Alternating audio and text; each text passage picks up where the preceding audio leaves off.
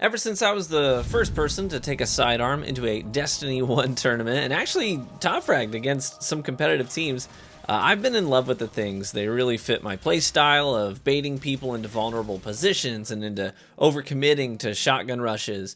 And I love sort of cat and mouse, almost guerrilla style engagements and builds. I've been hooked for a long time, and today I have about 65,000 final blows with sidearms, landing them in my most used weapon slot, with hand cannons close behind at 56,000 final blows. But to this day, I've never offered my thoughts on the now 5 exotic sidearms in the game in regard to how they rank from best to worst. So I figured it's about time that I did that. I'll look at each of them individually very briefly, since I've reviewed almost all of them in depth already, and we'll hit them quickly in the order that they were released. I'll give my quick thoughts and impressions of each of them, and then we'll rank them according to this set of criteria. We'll look at the raw dueling potential, the build synergy, or how they can seamlessly drop into a PvP build. We'll look at the exotic perk utility, and finally, how well they live up to the expectations of a sidearm. Now, before we dive in, let me take a second to thank the sponsor making this video happen. It's Manscaped. Gentlemen, Valentine's Day is right around the corner, and let's not forget about those New Year's resolutions just yet. I've actually already lost 7 pounds around the waistline, keeping that dad bod in check. But being the best you that you can be involves a number of factors. Now, one of the ways that you can wow your partner this year is by stepping up your hygiene game. And Manscaped has you covered. Manscaped offers the Performance Package 4.0, which gets you up and running with everything that you need. Now, the best part of this package is undeniably the Lawnmower 4.0. This is electric, cordless, completely waterproof trimmer. This thing has built-in skin-safe technology to make sure that you don't have nicks, you don't have cuts down where it matters, especially, well, anywhere in your body that you choose to use this thing, because it's safe everywhere. Now, partners are often turned off by excessive hair, things that are overgrown, and those hairs tend to lock in oils and odors. Take care of them, get them under control. Performance Package also comes with the Crop Preserver and the Crop Reviver. So the Crop Preserver is your ball deodorant. Put it on at the beginning of the day, keeps the oils and odors at bay, stops them from accumulating. The Reviver is for, things happen fast, you need a refreshing spritz later in the day, you're covered. You're also going to get the Weed Whacker nose hair trimmer, because nose hair is gross and your partner doesn't want to lean in for a kiss and see hair, poking out of your face holes. That's disgusting. But this will take care of that. No tugging, no tearing, no pulling. Same thing with your ear hair if you have that problem. Manscaped also offers the 6-piece stainless steel grooming kit. So this has got like your shears, your nail clippers, your tweezers, stuff like that. They've also expanded their product line. They've got things like body wash, exfoliants, cologne. I use the cologne regularly. And one of the things I love about all these various products that they have is that they use this just uniform, refined fragrance on all their stuff. So you're not mixing and matching all these odors. Reminds me of when we were kids and we'd go to like a fast food restaurant and you'd go down the line of sodas on the machine. You're just like, give me that and that and that. You mix everything and you would pretend like it tasted good when it clearly did not. I mean, that's kind of what we do these days. You go to the store, you got like your Bear Claw deodorant, and then you've got the timber scented body wash, and then you've got the body spray that's called Phoenix or something. I don't know. But you sniff them all one at a time, but then you mix and match, and then you're just like this hodgepodge of scents, and it doesn't make sense. Keep it all uniform so you smell exactly the way you want to. When you get the Performance Package, Manscaped will also give you the shed storage bag to keep everything in. Really nice bag. I've got a few of these actually. And they'll throw in a pair of anti-chafing boxers, which are extremely comfortable. It's a win-win. So use my code Vanguard20 to get 20% off your order and free shipping, even international shipping. So check the links in the description and the pinned comment to get started. So this year, you're going to be prepared when Valentine's Day rolls around. All right, let's get back to Destiny. Okay, since we're looking at these sidearms in the order that they came out, that means the Rat King is up first. The Rat King is a really interesting weapon, mainly because its exotic perk gets ramped up when there are more players around you using the Rat King. It shoots faster, becomes easier to use with each friendly in close proximity. When it's active, this buff is pretty nuts, but here's the reality. You've probably not been killed by a Rat King with the Rat Pack perk active more than, 1 or 2 times in the entirety of your Destiny PvP tenure, if we're honest. This perk is borderline negligible because of the rarity of it actually kicking in. In order to fully leverage this exotic, you have to convince your teammates not only to use it, even though it might not fit into their builds, even if they want to use something else, but also they need to stay close to you, and maybe they want to go to a different part of the map and hold down a different lane. You never know, right? So it's just highly unlikely that you'll get any mileage out of the Rat Pack perk. But on the flip side, the Rat King also has a perk called Vermin, and this is really the heart and soul of the exotic. Vermin makes it so that reloading after a kill makes you go invisible. This works on Titans and Warlocks and Hunters of all subclasses, opening up invisibility options for Guardians that aren't specifically Night Stalkers. Then the catalyst for this takes it even further. With the catalyst completed, Vermin will not only make you go invis after reloading, but it will also queue up your health regeneration, almost like a delayed Devour. So this weapon basically lets you combine the invisibility benefits of a Night Stalker with the health on kill benefits of a Voidwalker, and that is an incredibly lethal combination. This makes the Rat King stand out as an exceptional sidearm, in my opinion, that can be leveraged in 6v6 and 3v3 environments with great success. My only real complaint about the gun is that it literally refuses to hit crits. I don't know what it is about this gun, but my headshot ratio with the Traveler's Chosen is around like 74-75%, while my Rat King headshot percentage is like a whopping 24%. It's abysmal. It's abysmal. And even when you're aiming right at the head, the Rat King actively fights against you to hit body shots. I can't explain it, but this means hitting the optimal TTK is far less frequent than doing so with other exotic sidearms, and well, exotic and legendary alike. But moving on to the Devil's Ruin. Devil's Ruin became the second ever exotic sidearm in Destiny 2. This one came with the Season of Dawn. And it was pretty highly anticipated, by sidearm users, as there were already, several exotic hand cannons, several exotic pulses, exotic scout rifles, but there was only one sidearm, only one. So the Devil's Ruin was unique in the sense that it combined the standard utility of a sidearm with the functionality of a fusion rifle. And the Devil's Ruin has an alternate firing mode where holding down the trigger will charge it up and release a solar beam with fantastic range and a rapid TTK, optimal TTK of 0.31 seconds, but that's after the charge time is completed. So if you were to charge it fully behind cover and peek right as it started to discharge and you go straight for crits, 0.31 seconds is the optimal TTK. Achieving that is, that's probably never going to happen because that's a pretty steep list of criteria in order to meet that. But you get the gist. It melts quickly when you have it charged up. One of my favorite features of the gun is that charging it up reloads the mag completely. So you can run in, use the sidearm firing mode, and get 2 kills, and maybe have 1 shot left in the mag. And instead of reloading, you just hold the trigger, charge it up, and let it rip for 1, maybe even 2 more kills. So before you ever have to do any sort of a reload animation, that's pretty good. Devil's Ruin is also currently the only exotic sidearm that goes in the energy slot. All the others are kinetic. So that means that there's a kinetic, if there's a kinetic pulse or scout or sniper that you really like using, then you can opt into using the Devil's Ruin to complement it. My only real gripe with this sidearm is that the firing mode in sidearm mode feels very strange. With the projectiles firing on trigger release instead of trigger pull, it can feel somewhat delayed and even kind of foreign in your hands. This also means that people who struggle with semi-automatic fire can't leverage the full auto mod to bypass the semi-automatic nature of the weapon like you can with legendary sidearms. So that's something to consider as well. Lastly, the Devil's Ruin does not yet have an exotic catalyst, so it's tough to really compare it apples to apples against other sidearms when the Rat King, doubled its utility with its exotic catalyst. And the other sidearms receive some really cool benefits as well from their catalyst. So who knows, the Devil's Ruin could be a completely different gun in a couple of seasons if it were to get a catalyst. We don't know, but for now, we'll judge the gun off of what it is now, not what it might be. So next up, we have the Traveler's Chosen, which came out during the season of Arrivals.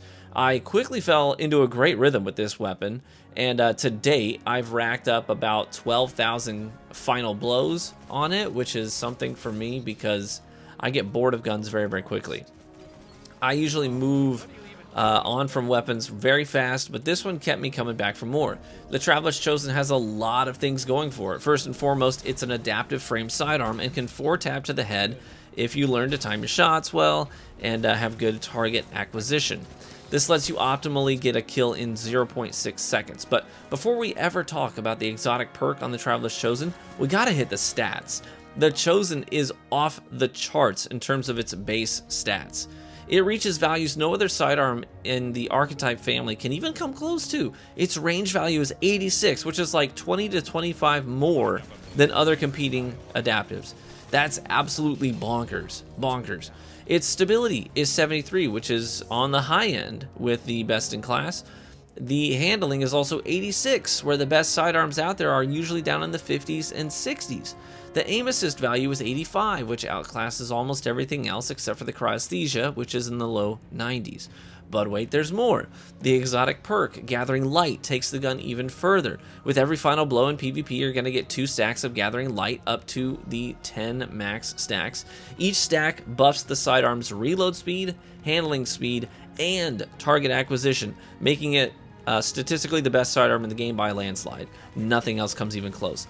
This thing is already a dueling monster, but if you've got any stacks of Gathering Light, you're going to start taking this thing into territories no other sidearm could even dream of. But if you have a build focused on ability usage, there's more good news. You can choose to consume all of those stacks of Gathering Light to take the gun back to its base stats, and then those stacks are converted into ability energy for melee, grenade, and class ability cooldowns. This is a great perk. It works with melee builds, it works with grenade builds, it works with builds that center around the use of an exotic armor piece that modifies your class ability like Kepri's Horn, Dragon Shadow, Mask of Bacchus, the Stag, and on and on and on.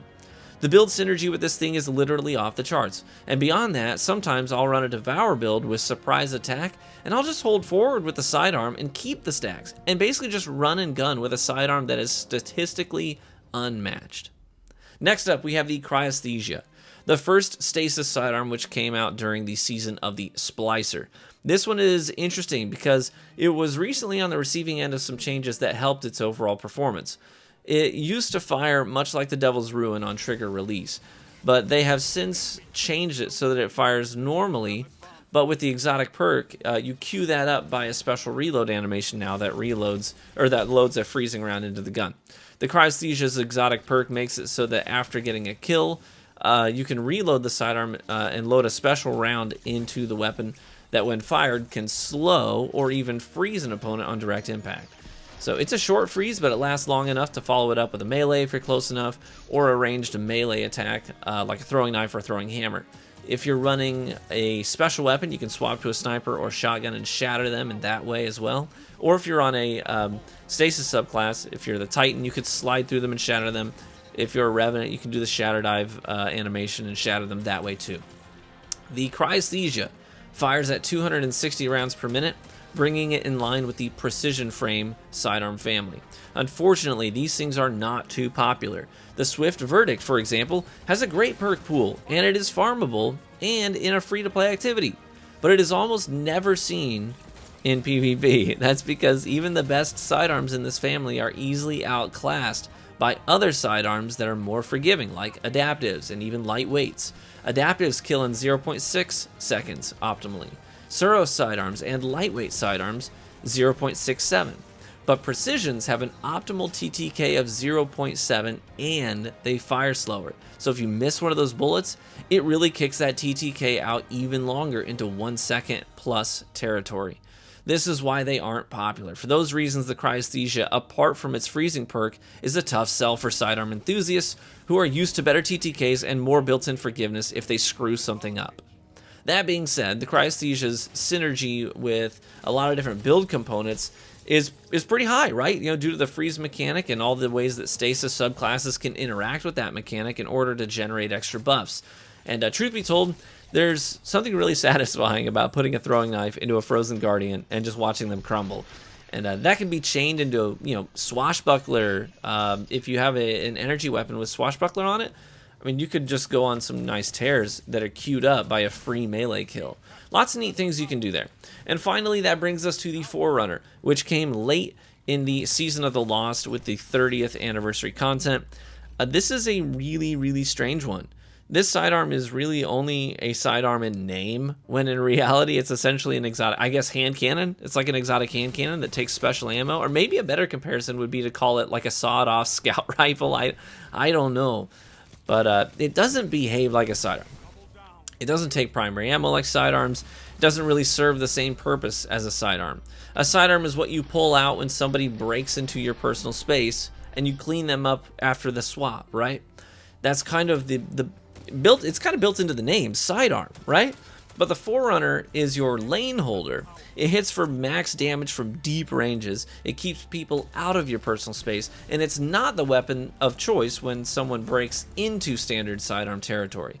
The Forerunner is only a sidearm, I'm convinced, because that's what it was in Halo Combat Evolved, so that's what they chose to label it as. This is based off of the Magnum from early Halo days, that's the whole point.